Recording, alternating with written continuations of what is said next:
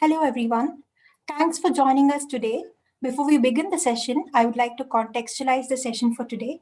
The Young India Fellowship is an academic and experiential learning space for young individuals to reimagine themselves and discover their passions. Offered as Ashoka University's postgraduate diploma program in liberal studies, the YIF brings together a community of diverse individuals from many walks of life. Here, they study a curated selection of courses taught by renowned educators, work on team-based projects to solve real-world problems, and learn how to think critically and write effectively. At the fellowship, its diversity is its core strength. Diversity not just in terms of curriculum and pedagogy, but also in terms of the different experiences and languages that fellows bring with themselves. Exploring these languages and its democratization brought forth through the act of translation, we invite you today to our webinar titled Cartographies of Knowledge, Translation as an Exercise in Democracy. The panelists for today, Professor Arunava Sinha, the co-director of Ashoka Center for Translation and Associate Professor of Creative Writing at Ashoka University. He earned his Bachelor's of Arts, English Honours from Jadavpur University. He translates classic, modern, and contemporary Bengali fiction and non-fiction into English and from English into Bengali. Over 50 of his translations have been published so far. He has conducted translation workshops at the British Center for Literary Translation, UEA, University of Chicago, Dhaka Translation Center, and Jadavpur University. Besides India, his translations have been published in the UK and the US, in English, and in several European and Asian countries through further translation. His research interests are focused on the translation of fiction, non-fiction, and poetry between the languages of India, including English. The second speaker for today, Professor Rita Kothari, is the co-director of Ashoka Center for Translation and Professor of English at Ashoka University. She earned her MPhil and her PhD in Literary Studies and Translation from Gujarat University, Ahmedabad. She has previously taught at St. Xavier's College, Ahmedabad, MICA, and the Indian Institute of Technology, Gandhinagar. She is a multilingual scholar and translator whose work spans across different disciplines such as literature, cultural studies, anthropology, sociology, and history. Her questions emerge from observations of regions and communities in the western part of the Indian subcontinent, Gujarat, Kutch, and Sindh. Her ethnographic research on marginal communities, religion, caste, occupation, and gender focuses upon narratives of identity, raising questions of both linguistic and cultural translation. Professor Kothari has translated extensively from Gujarati and Sindhi into English, and occasionally vice versa. Her translations, as well as her edited volumes, have made significant contributions to the field of language politics and translation. Her teaching interests include language politics, caste and communalism, Bollywood, Indian literature, translation studies, partition, border studies, Gujarat studies, and Sindh studies. Movement across languages, contexts, and cultures form the fulcrum of her interest, making translation the prism through which she sees the Indian context. The moderator for today, Sanchit Thur, is the project coordinator at the Ashoka Center for Translation and a graduate student specializing in South Asian literature in the Department of English at Ashoka University. An alumnus of the Young India Fellowship Program with a bachelor's degree in neuroscience, he is broadly interested in the questions of language, orality, performance, religion, and translation. Sanchit has been working on various literary and ethnographic projects. He was a Sahapedia UNESCO Fellow 2020 and associated with Leela Interactions as culture editor. On most days, he's either assisting Ashokan faculty in teaching and research work or translating medieval vernacular poetry and the folk songs of his Haryanvi farmer grandmothers. Over to you, Sanchit. Thank you, Shamri, for that introduction. And I welcome all of you to this session titled Cartographies of Knowledge, Translation as an Exercise in Democracy. And I also welcome Professor Arunava Sinha and Professor Rita Kothari, my teachers and professors with whom I have been learning over the last 2 years and with whom I've been working at the Ashoka Center for Translation. The session today, although as both of you know, I've been learning both practice and theory of translation with you all this while. But we are going to lead this session today with the question of experience. As Professor Kothari once gave a yukti to me, an expression that sometimes we come to translation and sometimes translations come to us. We are going to lead this conversation with that yukti. My experience, as both of you know, and to contextualize this conversation for the rest, my experience with translation, of course, has also been one of happenstance. Be it my grandfather trying to teach me a new language by showing me how some scripts mirrored each other, or me attempting to learn a new language by using the manuals that came with new mobile phones that my mother was buying every now and then. This experience, this question of experience, of course, is also what then led me from neuroscience, where I was trying to study how the brain deciphers or translates these expressions, to literary studies now, and to understanding translation in an expansive sense, considering all its metaphorical, pedagogical, as well as other cultural political questions, has, of course, to do with this question of language.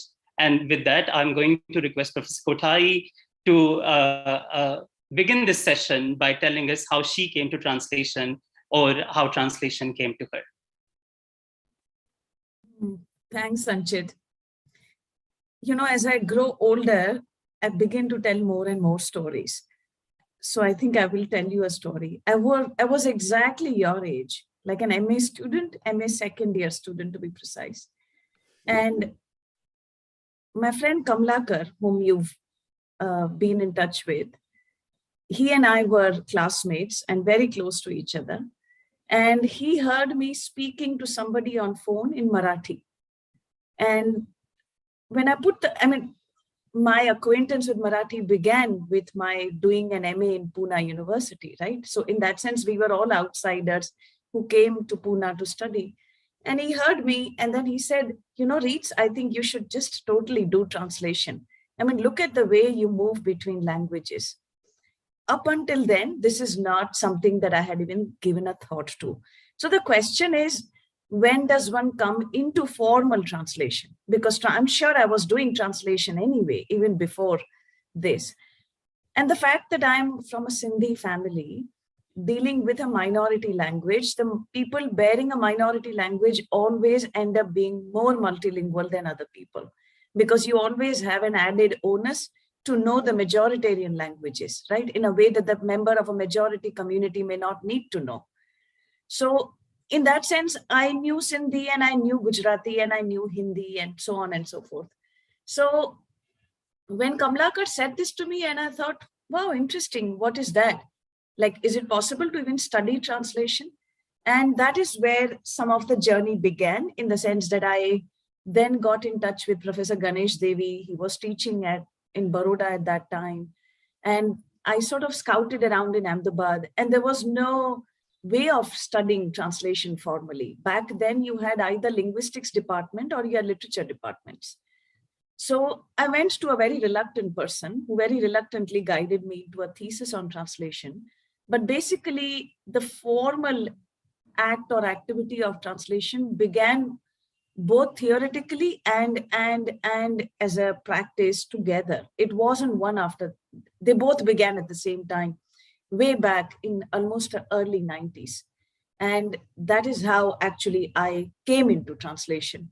But you could also say translation came to me through the avatar of Kamlakar, who actually reminded me that I had something there. Thank you, Professor. I like the question about minority languages and this burden of translation that you just mentioned. And although Professor Sinha has largely been working with Bengali literature, which in some sense, of course, in certain spheres is also very much represented. Professor Sinha, I actually want to ask you, of course, the question of your coming to translation, but also by keeping in mind the title of this column that you run at Scroll, called Found in Translation. Because every now and then the phrase lost in translation is thrown around as if it's the essential final authority on the practice of translation in general. But I would like to hear about your experience of coming to translation, or your experience of finding something in translation.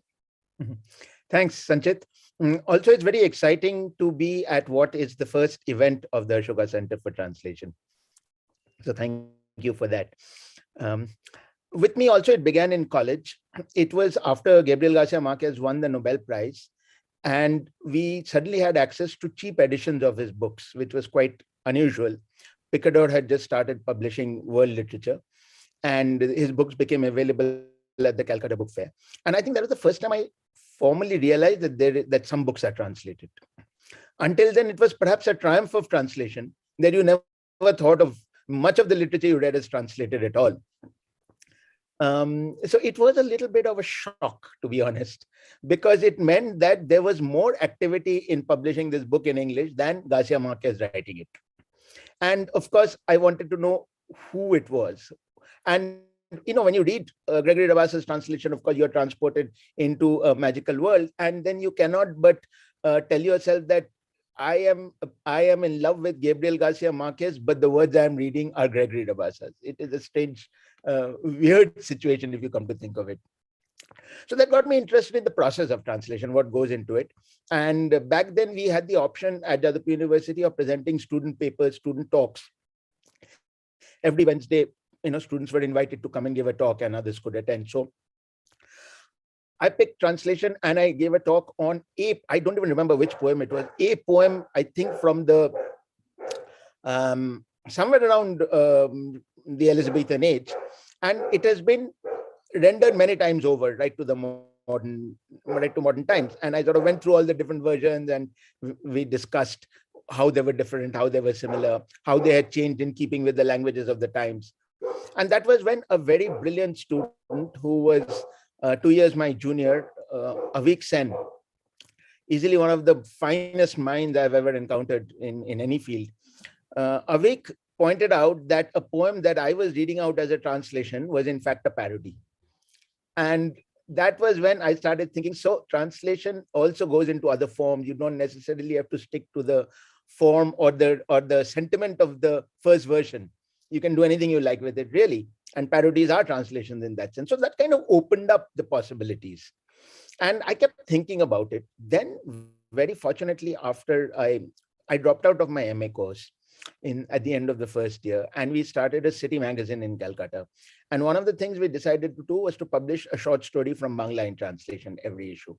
And I did the first few, then others came and took over. There was, as usual, what happens is that when translations start appearing, a whole bunch of people jump up and say, hey, I want to translate also, which is exactly how we hope the center will flourish. And so it went into, we had a bunch of translators, as a matter of fact, but that was the beginning. And then the very first story I translated was one by the author Shankar. And a couple of years later, he requested me to translate Chorongi for a French publisher who he said was interested in publishing it in French, but wanted a look in English, look at the text in English. It wasn't as though the English version was meant to be published. It was just a way for him to understand what was in the novel.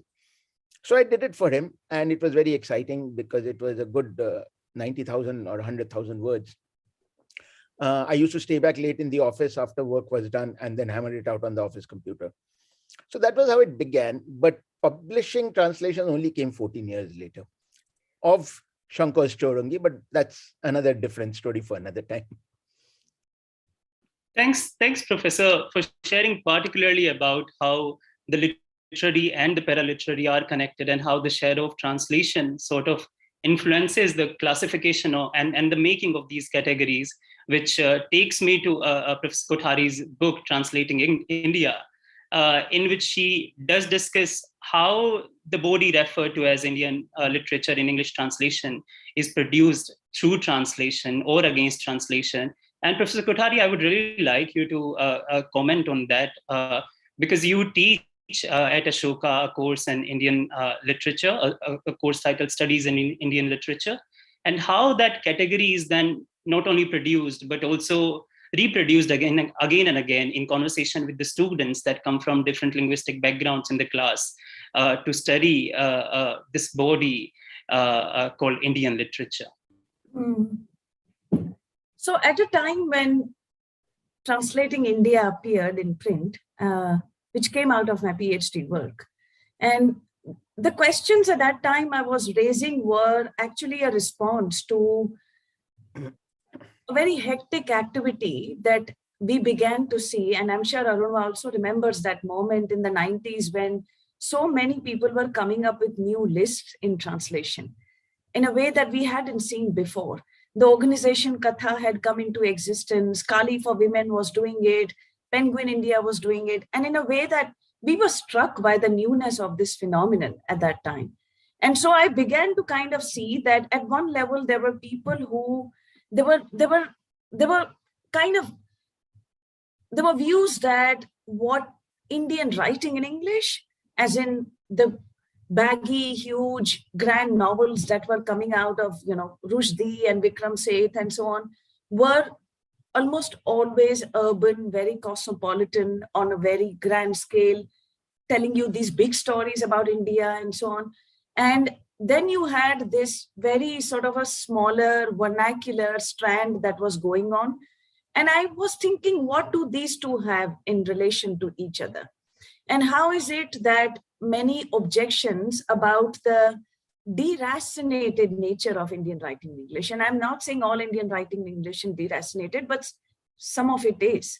And there were these questions about Indian writing in English and its quote unquote authenticity, but these questions were not being asked of works in translation at all. So I think my main argument and the ideological sort of a arrow there was actually about the English language, about the fact that how does the threatening nature of English or its alienating sort of nature, how does it get tamed and domesticated and diffused when it comes to translation? And I argued that it is almost like the best of both worlds, that you want certain literature, but you also want it in a language that you can read it in. And somehow that language in this context does not carry, presumably, the baggage it seems to carry in other respects. And this phenomenon is only likely to get bigger and bigger. This is the main sort of a argument that I made in translating India. And it got vindicated, right? I mean, we are where we are because, but coming to the question of Indian literature, there was again, one is that Indian literature, was it an assemblage of an ensemble of Marathi writing and Gujarati writing and Hindi writing and Haryanvi writing and so on? Or was Indian literature the assemblage in English of these other kinds of writings? So one of the things that I do when I teach Indian literature is that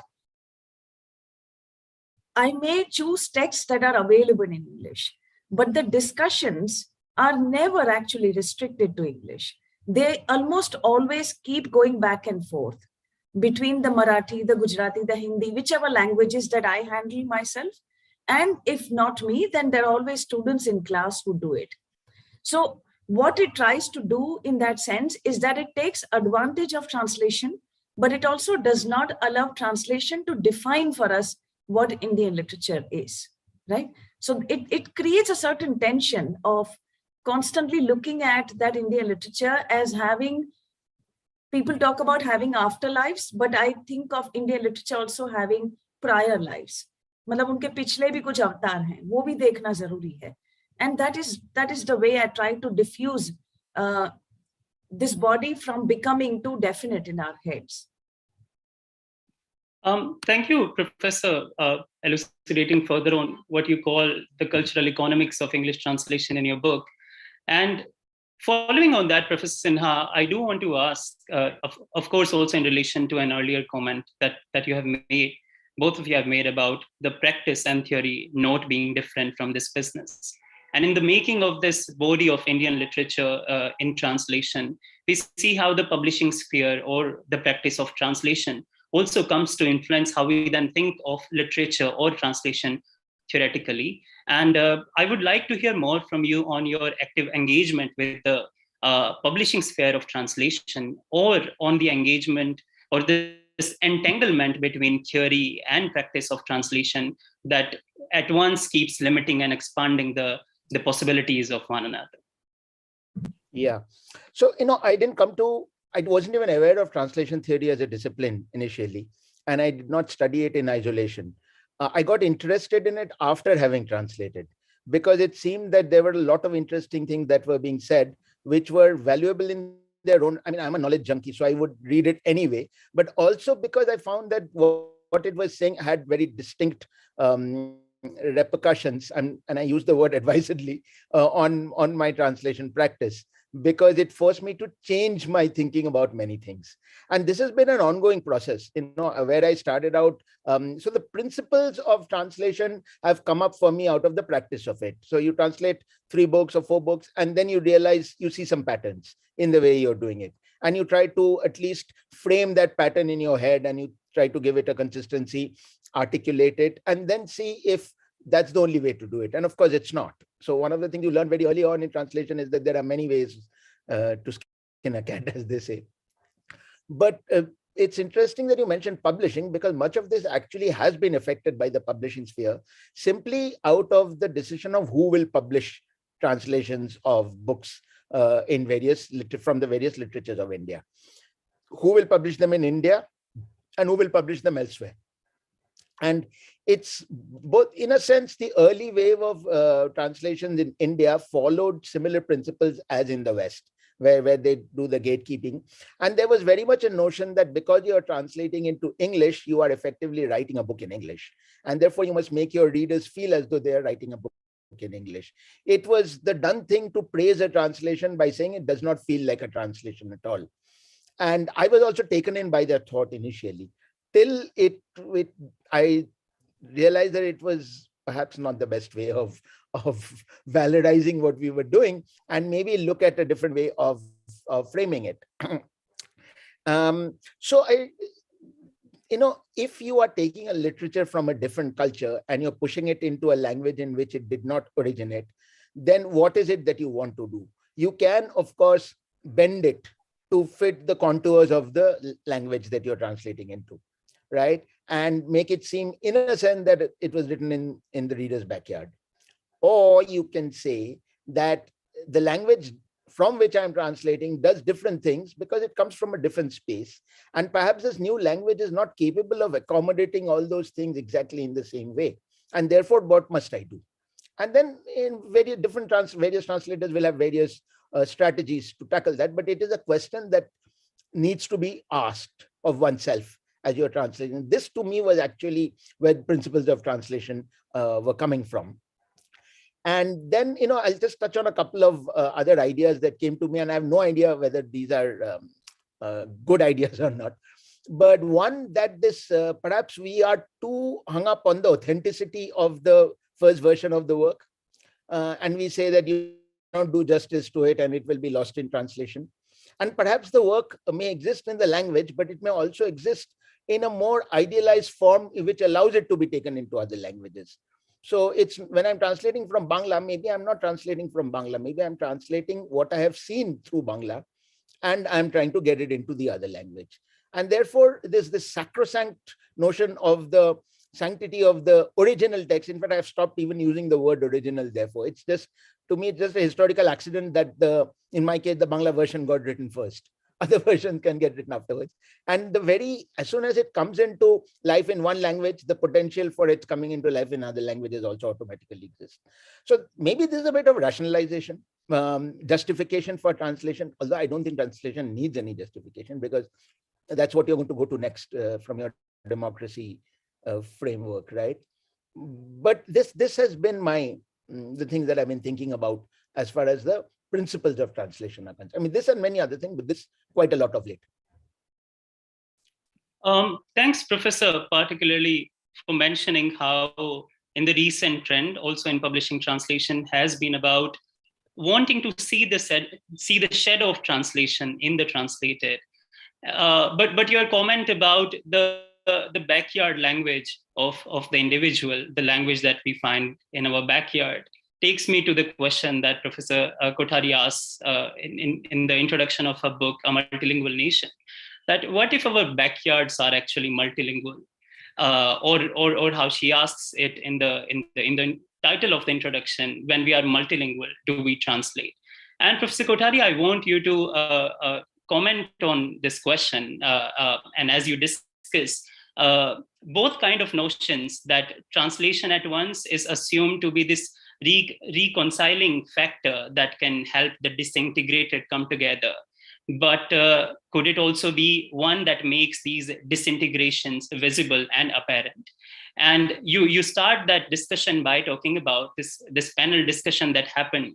A panel discussion on translation, then a different panel discussion on language dynamics. So how do, how does, or I actually want to ask, what are then the perils of looking at translation making as different from knowledge making, or as different from the larger politicals governing both language and the people who live it? Yeah. So I actually lost you for a sec. Do you just want to repeat the last question? Yes, Professor. I was just asking that what are then the perils of looking at translation making as different from knowledge making, or as something that is not as influenced by, or something that we can think of differently from the politics that govern language and the people who live languages? Right. So let me just let me respond briefly to what you started off by saying about backyard languages and so on, to sort of make some of the more intellectual arguments clear over there. So one is that I think translation is also a relationship with a language, right? It is not only a consequence of language. So so you could have what Ganesh Devi calls a translating consciousness, and you can bring to bear that upon many things. And what that actually does for you is that whether you are looking at cuisine, or you're looking at language, or you're looking at textiles, or you're looking at even a phenomenological reality, that you are never miss the fact that it is constituted by many elements, and those elements may not sit together well, but in the larger scheme of things, they are being read as singularities. So a language is being read as Bangla, as Gujarati, but we know that what we consider as quote unquote loan words, borrowed words, that remind us that actually that language does not even exist without the so-called loan words and borrowed words. And I take a lot of exception to those descriptions. I mean, almost like borrow करके आप वापस दे दोगे कुछ, ऐसे थोड़ी होता है. So that borrowing is constitutive of the language. It is not an accretion to the language. It forms what we experience as language. So what basically translation does is that it, in fact, I mean, when Arunva says he does not like to use the word original, it is because as translators, we know what a specious category it is, right? That you are reading a so-called original, but I can already hear echoes of some other original. And really speaking, that entire thing it's ad infinitum. It goes to some other and some other. So there are always shadows there. And so therefore we establish a relationship with a text by saying, okay, this is my reference point. But that does not mean that we are not aware that that reference point has actually many other lives before it and many other shadows before it. So I think this question about when we multilingual, do we translate, is basically to say that, am I translating only when I am consciously translating, or the fact that in some sense, even the language I speak as pure language is already an act in translation. It has come to be formed through certain transactions and so on. And I think in South Asia particularly, the crisscrossings between languages and how languages came to be formed is just so fascinating. And there is so much to be learned there. What are the intersections at which one language gets over and another begins, right? So if I'm going from Gujarat to Rajasthan, there is a boundary at which I can start having alcohol. Does language begin like that? Is there an official boundary after which I can do what I want? It doesn't happen that way. It bleeds into the other. So multilingual nation was kind of trying to contextualize that. But coming to the question of knowledge making, I think that's what I earlier when I said that for me, theory and practice began together, I think I do want to expand the notions of both theory and practice here and say that, I mean, translation became for me ethnography. Ethnography became translation. Translation became a certain mode or a reason, a bahana, sometimes to actually get to know a person, a community, a life, a text, an area, a neighborhood. So many things happened that in some sense, I cannot actually look back upon a pure moment of translation without thinking of the many forms of knowledge it brought with it. So when I was actually translating Angaliyat, it forged a relationship with Joseph McQuan and his family. And really speaking, how would our worlds have intersected, Sanchit? What would have brought Joseph Bai's world to me and me to him, considering he was living in Anand and Petlad. He was a retired teacher, a very important voice in Dalit public sphere in Gujarat, no doubt. But what would have been our intellectual and social intersections had that project of Angariyat not happened? And considering that happened, I came to know about the weaver community in Gujarat. I came to know its difference from other communities. I came to know about, Dalit Vankars as opposed to, Christian Vankars as opposed to non-Christian Vankars. So at which point do I even distinguish? And how do I think of that as theory or practice? In some sense, they both went on to inform the act of translating, and they also went on to inform my social world at large and my intellectual world at large. So if that is what translation does, that it brings you in touch with constituencies that would otherwise not be with you or that you might not, then what translation is actually doing is that it is opening up very democratically sections of society, either through their literature or what they speak, or they come to you as translators, or you go to them as authors and translators. It opens up unexpected worlds for you, both intellectually and socially, and which is why I have so much respect for it.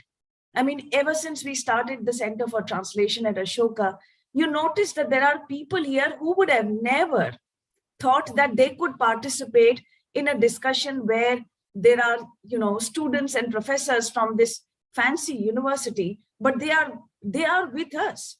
And what brings them to us? How did that become possible? Whether they come for a Kabir translation or a Hindi film song, we meet now individuals through this center that we would have otherwise not been, they would never have come to this university. So I feel like, I think translation, because it avoids the arrogance of saying it first, of being this original, that it says, I follow you, तुम बोलो, तुम बात करो, मैं बाद में बोलूंगा. अनुवाद तो उसी को कहते हैं ना, पहला वाद आपका है, बाद में हमारा अनुवाद है. तो अगर मैं आपके बाद बोल रही हूँ, मतलब I am not hung up on saying कि पहले आप मेरा थोबड़ा देखो, मुझे उसमें कोई दिलचस्पी नहीं है. आप बात करिए बड़े प्यार से, मैं उसके बाद बात करूंगी. I think there is something more relaxed about that position. It's a position where you are not actually dying to be heard. What you're saying is, I'll be there to hear you. I think we place so much importance upon the act of speaking. We think democracy is constantly about speaking. I feel democracy is about listening. It is about saying, you speak, I will listen to you, and I will listen to you as far as possible in your language, because that is the respectful way to do it, so that your terms are intact, that I haven't hijacked your terms. So as far as possible, let me try and listen to you on your terms in your language. I think it is one of the most ethical ways of being. To me, translation is a democratic ethic, and it needs to be understood as saying everything is not about me, it is about the other. It is the only field where the other becomes very genuinely an important entity. Thank you, Professor, for putting it so profoundly, which makes me learn that translation is not only about knowledge making. In a more foundational sense, it is actually about knowing. or as Professor Francesca Orsini writes in her essay in your book, that when we try to follow these traces of languages within our everyday spheres, we are reminded that others use the same words, and this association, of course, is an exercise then in knowing or also in listening. Mm-hmm. So again, building from that, considering that there has been a lot of scholarly interventions recently in tracing how some of these larger than life processes in some cases have been taking different shapes within the everyday public spheres. Professor Sinha, I want to come back to you about that comment about literary and paraliterary, or how then translation remakes or redefines these associations between what is literature or what is a literary culture or what is a popular culture. Professor Kothari has already spoken about this relationship between source and target that translation helps us see in a myriad of ways. But how does then it come to influence the reading sphere or public sphere in general in that sense? I'm not sure I have the answer to this, or that I can frame it, articulate it well. I mean, the way I look at it is that perhaps the more text you get from other cultures, other languages, other parts of the geographies and histories that you inhabit, the more the barriers fall, the more categories actually melt. What is these inventions of high literature and low literature actually melt away when you start reading literature that originated, or perhaps whose first version began in a different language. Then your whole approach. I mean, just to take one example, Manoranjan Bepari, the Dalit writer from Bangla, one of his novels is set amongst the slums that border the railway lines of Jadavpur in Calcutta. And it is a place where there is an entire society that follows the same impulses of tenderness and anger and power and democracy, or the lack of it, and everything, in fact, that you may find in another world. It is an invisible world, oddly enough, to the hoi polloi, to the creme de la creme. They deliberately, or perhaps by accidents of urban design, are completely unaware of this entire society just beneath their eyes. Now, he writes a book about it, and that book now gets read by people who are reading in English. Now, what do they make of it? Do they consider it a high literary work because it seems to come from a world that they do not know, are not familiar with, and therefore automatically it must be very literary? What if it is not? What if it is actually a potboiler set in that space, full of all the drama and what we call in Bangla rogroge, the things that appeal directly to your senses? What if that's all it is? And it's just that because it has come from a space that you want to give some weightage to because of your political awareness, you suddenly elevate it to a different level. So these are the things that happen, and perhaps, I don't know whether this should happen or not, but they happen. So transformations take place. After all, when you are reading or viewing or listening to something that is not from the space that you live every day, you will not come to it the same way as those who live there come to it. So there has to be a difference in perception. Now, which way this difference goes is the question, right? So it's quite fascinating, really. So categories get reformed and reshaped through translation, even, I guess. Thanks, Professor, about again using the words aware. And I'm going back to Professor Kothari's earlier book that I mentioned, Translating India, and she starts it by talking about this idea of India that gets reinscribed through the act of translation itself, and I want to come to it.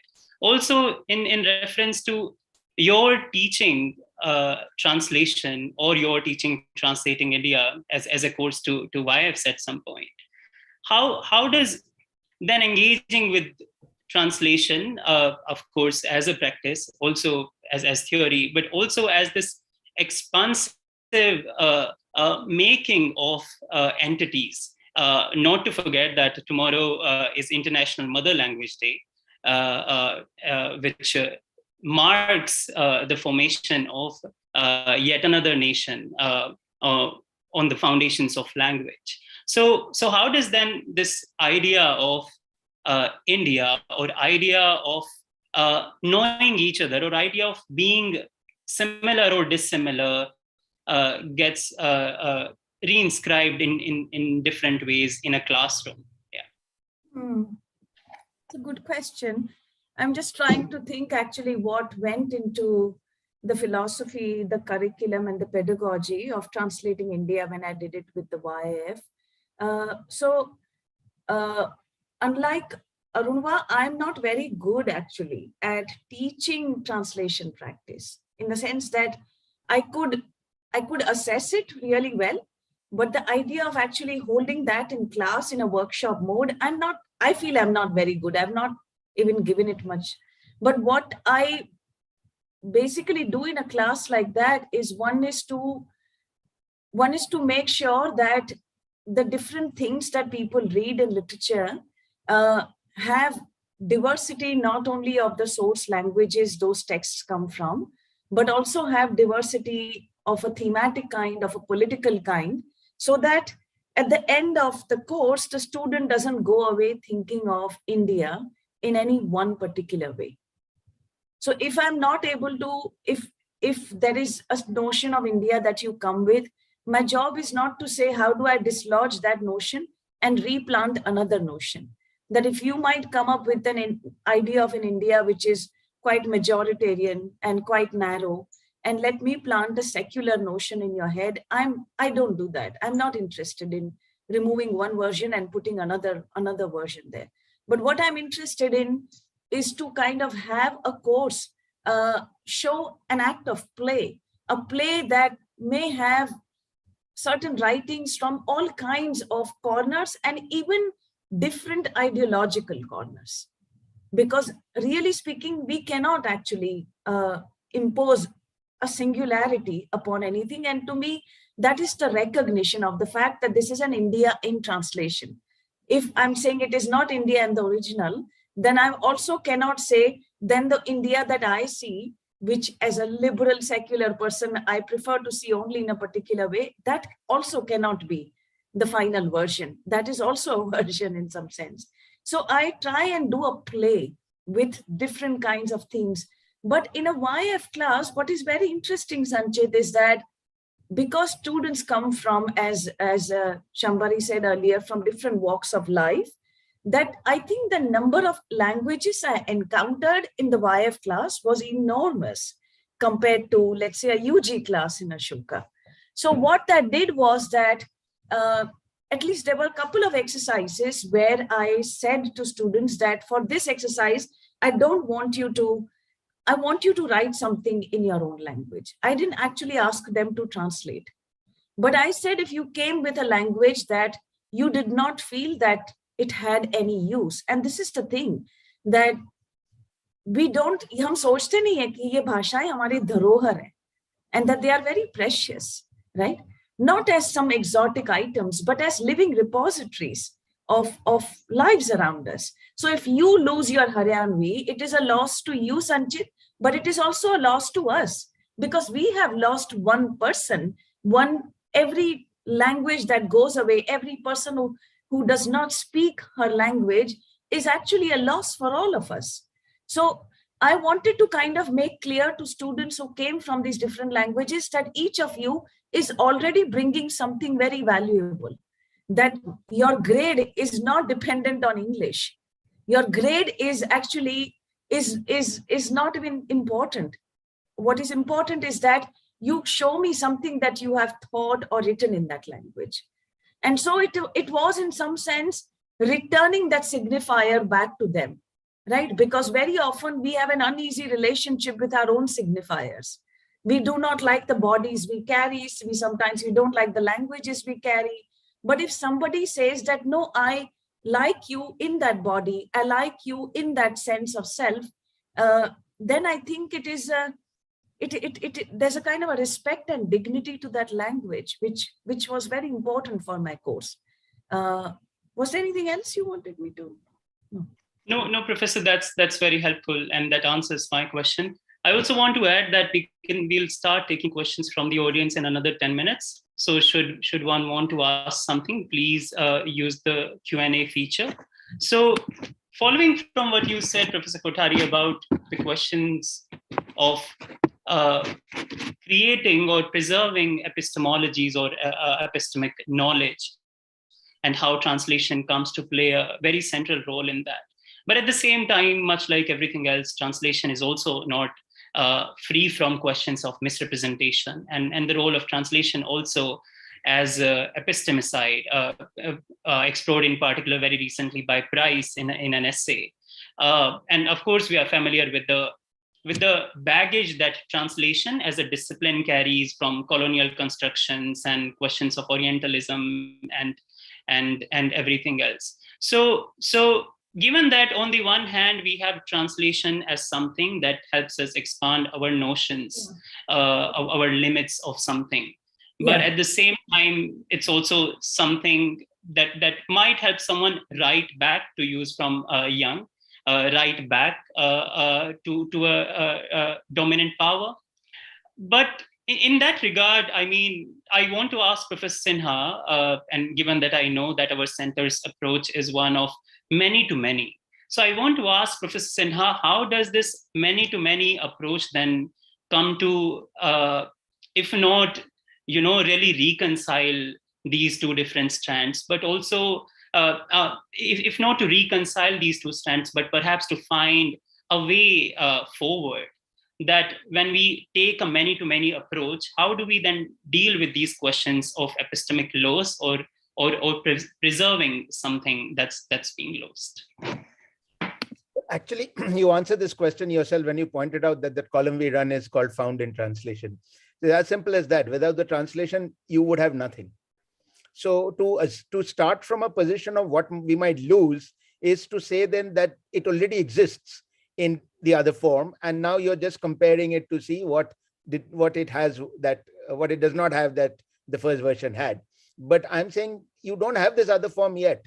It only comes into being, it springs into existence when a translation is executed, when it gets into it. So what does a translation do? It allows me to view the unfamiliar in familiar terms, right? So if I'm translating a Kashmiri text into Tamil for the Tamil reader, the Tamil reader actually starts seeing a landscape whose components they might be familiar with in some way. Perhaps English may not be the best way to achieve that in India, right? It is nobody's language. It is everyone's language, but it's almost nobody's language. I mean, it is some people's language, but not too many people's, right? Even now, when we want to exclaim in anger or in irritation or in love, we slip into the language that we were born with. Your expletives don't work as well in English. So you are putting it in terms that are somewhat familiar to the reader. If you can create these multiple zones of familiarity, because you're not saying, okay, only read it in one language, but read it in the language that you want to read it in your in your space, in your time, given the things that you have grown up with, then I think you are actually enriching the experience of living in that language. And that's a huge thing, right? If I'm able to enrich my experience of living in Tamil by reading a Kashmiri text in translation, that's fantastic. Yeah. And that's how things get unlocked. The thing is that, in India, we have, I don't want to go, I often think about what would have happened had Robert Clive not defeated Siraj-ud-Dowla in the Battle of Plassey in 1757. Would we even have a country? The fact is that the construct of India came from the British rulers, right? You had a number of kingdoms, and those kingdoms may well have evolved into separate states the way it happened in Europe, right? We would not have been one country at all. And in a sense, we've got this opportunity where, unlike a German who say, I don't care a German might say, why do I need to read French literature? I have enough of my own. Unlike them, we have an opportunity, right, to identify with something that is greater than just your local linguistic identity. And think it's a huge opportunity to be able to unlock these, to build bridges across these islands. I don't think any other country in the world has this opportunity, right? Thank you, Professor Sinha. Professor Kothari, would you want to add to this? I think I want to go back to a important question you were asking, and which hasn't come up actually in our discussion, which is one of the potential of violence that translation can also carry. And I think I'm also looking at the question that, I know we are not going into Q&A right now, but since Utsarg has already put that question here, I think we do need to be kind of fully aware of the fact that translation is not in a vacuum. It is always against unequal relationships also, right? Between languages and between contexts and so on. And the chances of misrepresentation, the chances of misrecognition and instrumentalization always exist. And one might even argue that we are never free of it completely.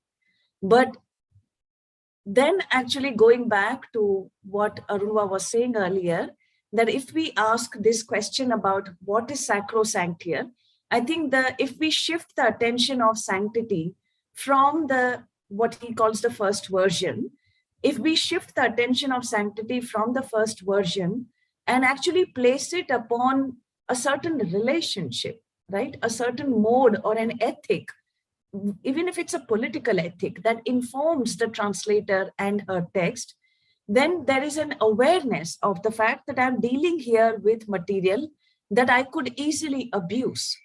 Now, that awareness is an important one. Now, and we increasingly do see that people are raising questions, which is why the question of, for instance, a translator of vegetarian, right? This question came up about, whether she translated successfully, but was that an accurate translation, or the English market actually made her translate in a particular way? Sometimes people are asking these questions even in relation to gender and caste and so forth. So in that sense, they recognize the potential that a translator can have to misrecognize and to misrepresent. I think it's important to have that awareness. I don't know what should be our measures against that. I think instrumentalism can creep into any relationship, even in one that is kosher, right?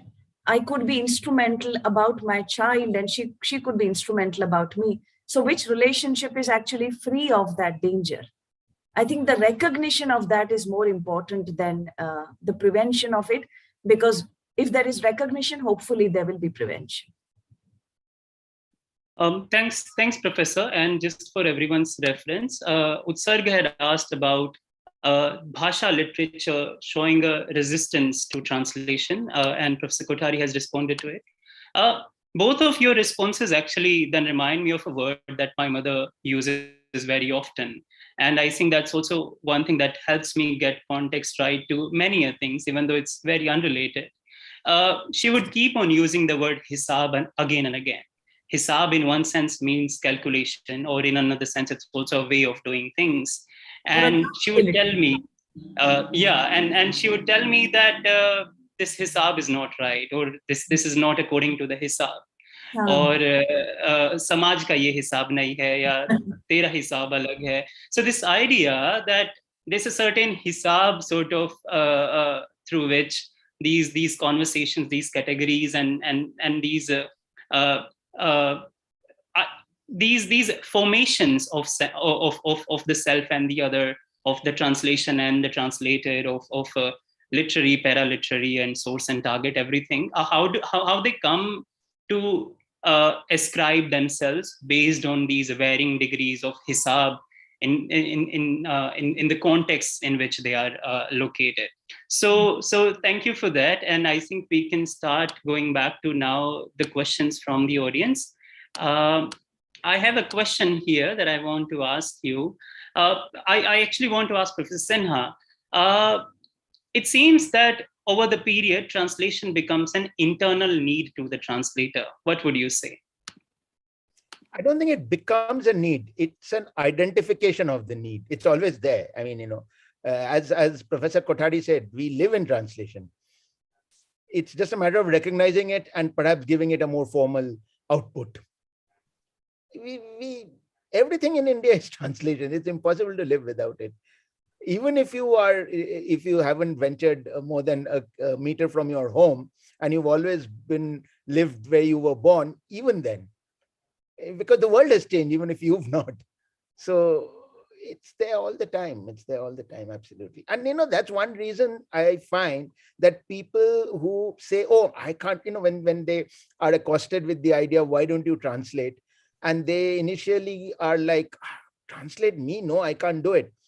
But if you can coax them into trying, they discover that they're naturals. Everyone is a natural translator. Thanks, Professor. That's in fact what helps me whenever I feel like I'm not doing it right. So the idea that it's but an unfinished business, as Professor Kothari would say, that we can keep coming back to and letting it take its own shapes. Professor Kothari, I have a question for you. When working on translation of undocumented literature, say oral narratives, does the collection of these narratives work similarly to translation? If so, what does it tell us about the act of scripting them, often as a translated material? That's a great question. In fact, I think there's an essay in Multilingual Nation. I think it is Sundar Sarukai's essay, if I'm not mistaken. There's whether script is an act of translation. So in terms of, oral narratives, when they are recorded and then they are transcribed and choices are being made as to which kind of script would they be transcribed in, उसकी जो मात्रा होगी, वो script आप कौन सी use करोगे, Devanagari use करोगे, लेकिन कौन सी वाली देवनागरी करोगे, मारवाड़ी में करोगे, and so on. These are also very, very serious questions with some political sort of ramifications. So really speaking, the politics of representation as also the politics of translation starts right at that point, right? That you are out of massive, innumerable oral tales, you take some, there is already a selection, and then you take and then you record them. The versions that come to you from storytellers would also differ on which storyteller it is, right?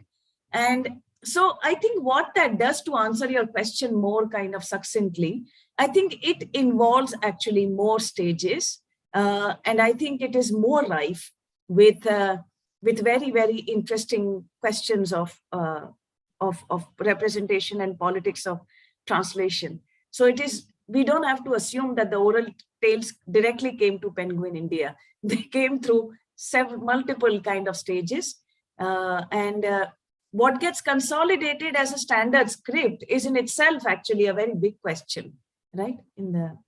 It's always a certain section of a community that manages to standardize the script.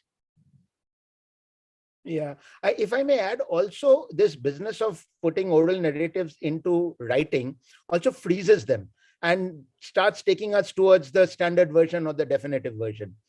As you know, the so-called definitive version of the Mahabharata was only created early in the 20th century, a gargantuan project by several scholars. Until then, there was no one version, and therefore, an essay like 300 Ramayanas would be the natural way of describing the epics. Yeah, not some kind of strange insight. So that's an interesting point as well. Yeah, thanks again, professors. It's yet another question that's also very central to my work ever since I've started working with the songs of my grandmothers. And I would also like to add, for reference, the essay in the book A Multilingual Nation by Professor Linda Hess called When a Text is a Song, because it also then talks about how the text being itself sort of unstabilized can also aid translation in varying ways. So that's also, I believe, an interesting conversation to follow. Professor Sinha, I have a question here for you. Yet another question about practice of translation. Someone asks what advice you would like to give to someone who's just beginning to translate. What are the principles to be followed by a translator as opposed to practices? I wish that could be summed up in a quick answer.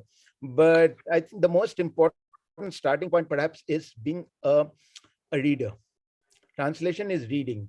It is a very close reading, a very sensitive reading, and a reading that refuses to reduce the text into one possibility, a reading that opens up all the options that a text offers.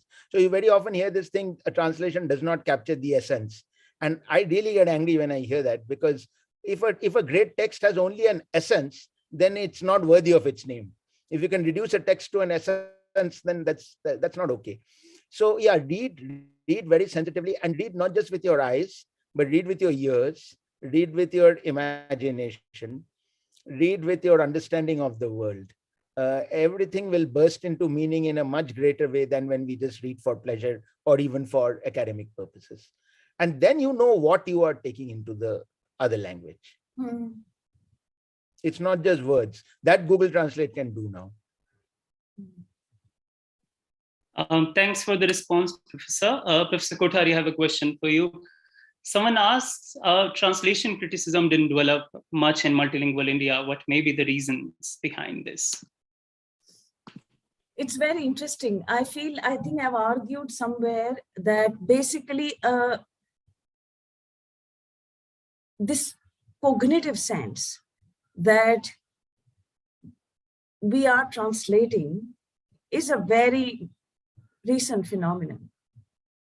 So the sense that we were, for centuries, when things were coming into from Sanskrit, you would have things that came into other Indian languages, then Indian languages, which would all, every time they wanted to become more formal and more refined, they became more Sanskritic.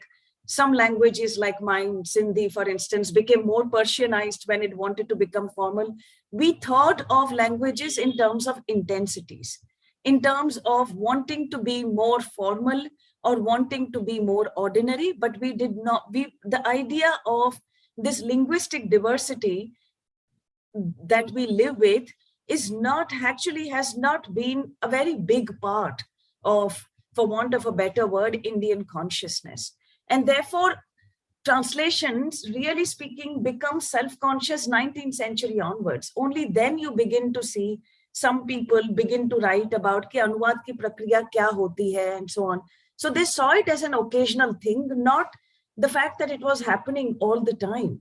And when the formalization happens, people then also begin to kind of very often draw then, because they're from the discipline of translation studies in the West. But this is the point I'm making, that the theoretical concerns about translating in a multilingual world has just about begun to take place. We don't even kind of look at it. And another thing is that translation is hidden in plain sight. When something happens so easily and every day, and it's such a banal and prosaic part of life, कि आपकी दादी को आप बात कह रहे हो तो आप उसको हिंदी में कह दोगे, आप अपनी माँ को बात कह रहे हो तो आप किसी और भाषा में कह दोगे, you will talk to somebody else in certain language. So उसमें बड़ी बात क्या है? मतलब ट्रांसलेशन करना कौन सी बड़ी बात है? If अगर वो बड़ी बात नहीं है, तो why would you pause and stop to think about it, to theorize?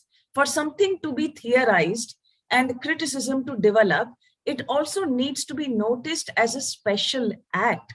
There is no designation of that act historically in the Indian reality. So then why would there be criticism? So I don't see that as a space of lack.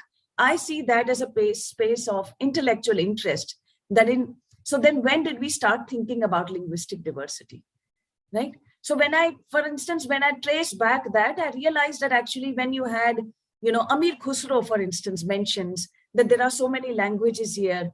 Al-Baruni mentions that there are so many languages here, but you will not find too many other people actually mentioning that, because it wasn't a big deal at all to be this diverse, right? And also, thanks. Because diversity hits you when it is a problem, when you cannot understand. If it doesn't hit you, it means that you have found ways to negotiate with it.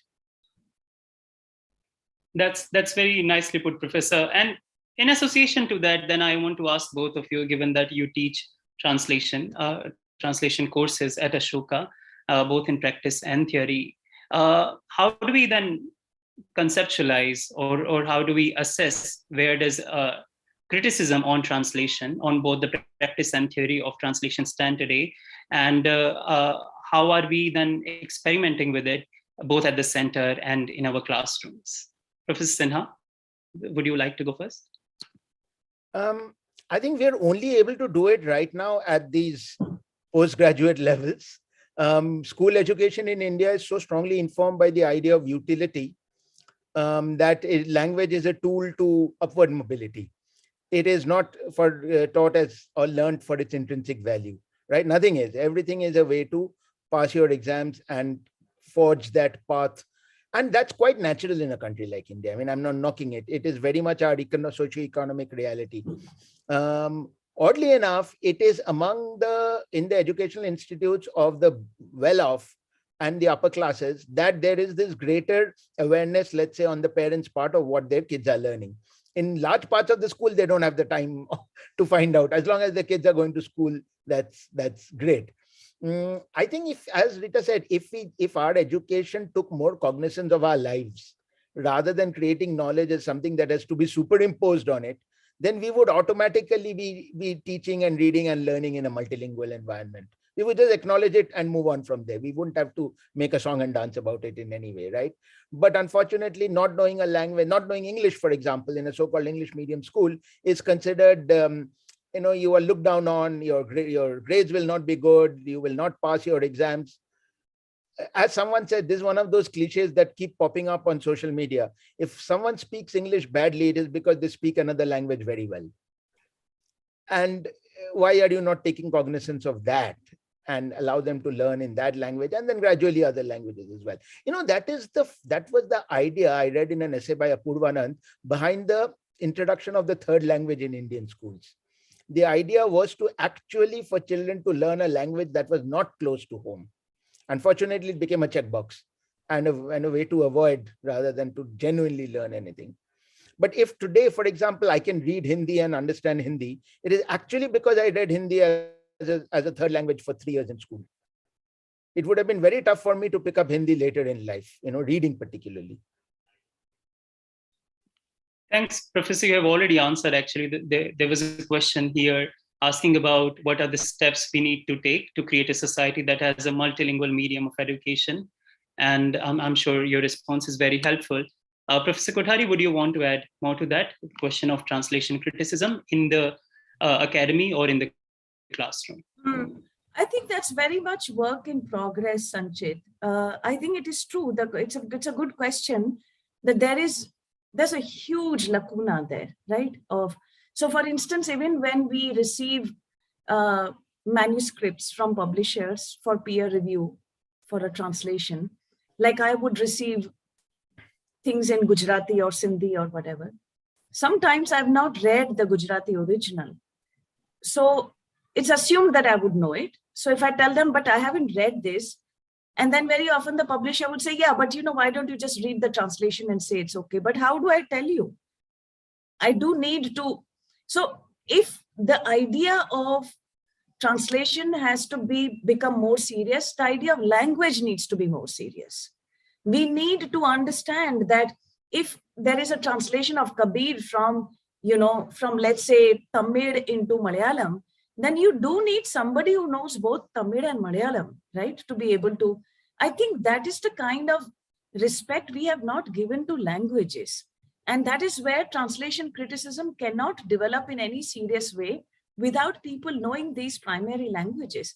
And I think this is where I'm hoping that our center will also create certain kinds of resources and certain kind of benchmarks, right? To say that we are not actually only, wherever possible, we are trying to find people who know both languages well. So, and therefore, for instance, that small exercise we are doing at the center right now of translating pyar hua, ikrar hua, you can see that how even a word like pyar, which we thought was the most universal word, but does not exist in certain languages. Not only that, but the idea might be some languages would say, I like you, or some language would say, I desire you, but not quite say pyar in that sense, right? So there is which means that we need to actually go to that level. We need to kind of see that what are the passages that are open for travel between Indian languages, and when they are not, why are they not? It's so interesting. I think we need to go into the history of languages and what kind of repositories they come with. So translation criticism will not happen only by translating. It will happen by actually taking languages more seriously. Thanks, Professor. In that light, I think this question is very apt. Someone's asking about the kind of courses we are offering at the center, and I particularly see that the courses that we do at the university, in association with the center from now on, of course, give us the opportunity to respond to some of these questions that have opened up in both in your response as well as in our overall conversation today. So, Professor Sinha, would you like to add to that? Well, we are in the process of formulating the aspect of courses from the center. That's not the only thing the center is going to be doing, but yes, we hope to be able to teach as well. And that we'll be formulating as we go along. But already, if you look at what the university does in this space, Professor Kothari teaches, I think, two important things. Certainly the theories of translation, very important. Equally, she teaches the literatures of India read through translation, and automatically that act of reading brings up questions of translation. So that's two elements in the large canvas of translation that these courses cover. We also offer the practice of translation through intermediate and advanced courses. And there the focus is really on teaching translators how to judge their own work, how to love, it is not about somebody sitting on your head and saying you've got this right and you've got this wrong, because that is not how translation eventually works. The translator must themselves know that they have done what they wanted to do. So it's a question of picking up the tools that will allow you to say, I've got it right, or I wouldn't say right, but I've got to where I wanted to get with this translation. So that's what we focus on. And we just hope to be able to take these so far we mostly work towards English, but we hope to be able to take these into the other languages of India as well. Thanks, Professor. Professor Kothari, would you like to add to that? No, that's fine. Okay. Yeah. Okay, then we have one final question, I believe, of one final question of the evening. This is a question of equivalence, but of a different kind. Someone asks, Professor Kothari, you speak of translation in the context of silences and how translating silences is the hardest. What about situations that there is no parallel idea or feeling in the translated language? How does a translator overcome this? When is it silence in the text versus necessary omission owing to certain possibilities that cannot be conceived in a language? That's a superb question. So I'm just trying to think this through. So let's say ideas or states of being that we think are universal. Let's say desire or grief or love and so on, or pain, even physical pain. And it does not, it has a challenge in its own language already, right? It has a challenge in its own language, which is why it might be sometimes inhabiting the crevices between words and not actually in the text. Now, if someone is translating that text and you've got these silences which are between words and between, I think I'd go back to what Arunva said earlier, that what is the mode of reading? If there is a certain mode of reading which manages to read silences, just as in our intimate relationships, I think we are intimate when we are able to read silences, right?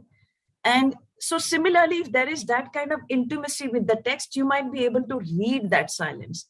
The question then is whether you can recreate silence in the text that you are translating. My sense is that if you are quite aware, chances are that it will begin to inhabit your text as well.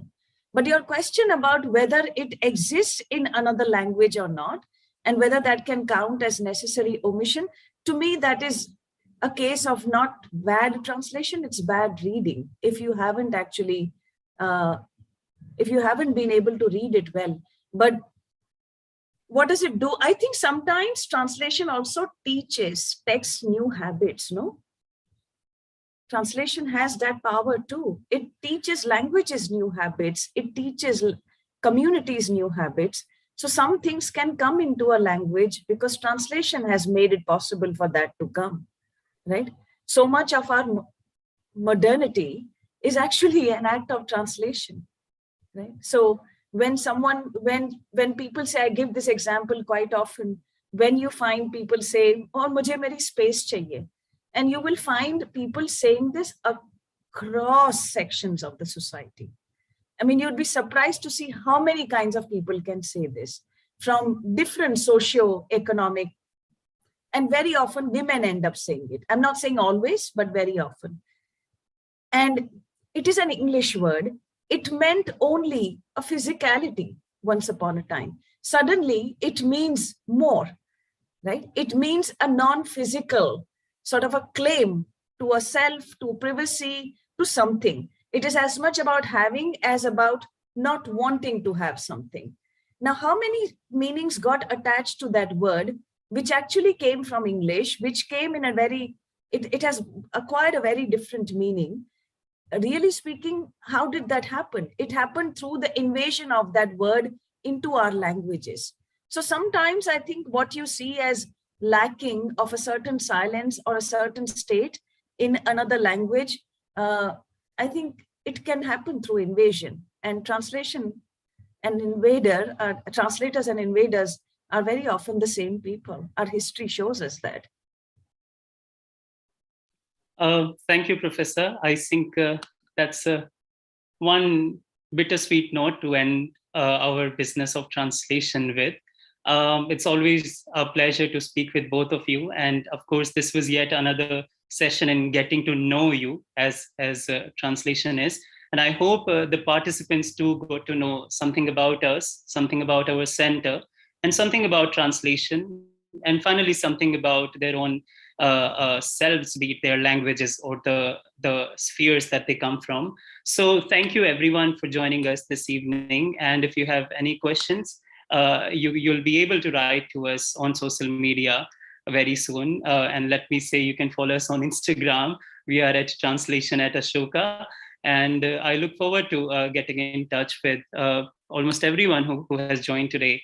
And I hope we can explore collaborative possibilities in the future at the center, because we really envision the Ashoka Center for Translation to be a space where we think of this business of translation communally as one that helps us create new communities after at the end of it. So thank you so much for joining this evening, and have a nice evening.